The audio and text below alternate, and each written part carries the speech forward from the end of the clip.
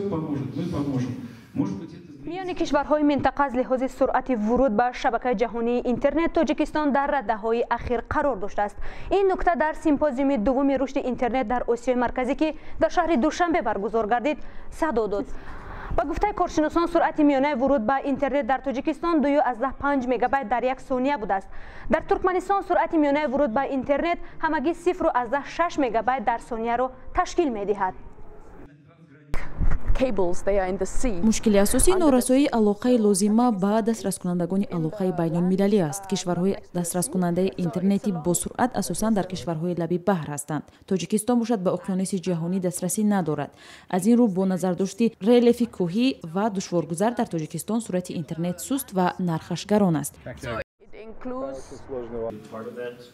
در برابر آنکه سرعت اینترنت در کشورهای آسیای مرکزی از جمله تاجیکستان خیلی پست و ارزشش گران است، مقامات تاجیک میگویند برای بهتر کردن صفت آن برنامه‌های ویژه روی دست گرفتند.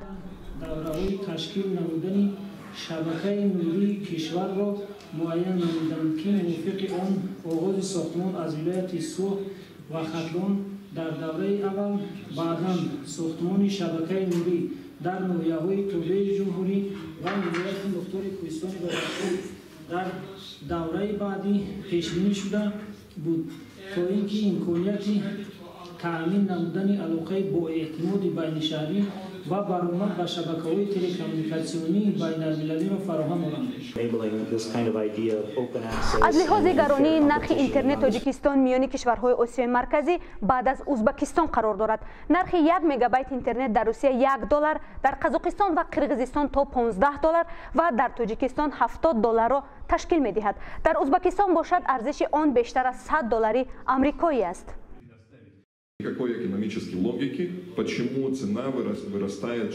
در آن که نرخ اینترنت در قرقیزستان از تاجیکستان دیده 6 مراتب ارزانتر است، هیچ گونه منطق اقتصادی نمی‌بینم.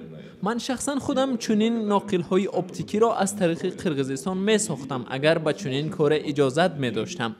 خود قرقیزها منفعت ناقل‌های اپتیکی را خوب درک می‌کنند و به طور فعالانه این گونه ناقل‌ها را می‌سازند. هرچند مسئولان خدمات علاقه توجه کمی کاربران را به اینترنت و علاقه موبیلی به بحران اقتصادی ربط می‌دهند، اما ناظران امور میگویند که محدودیت‌های آخر در دسترسی کاربران به شبکه اینترنت و هم بالا رفتن قیمت اکسس‌ها سبب رکود این ساحه شده است.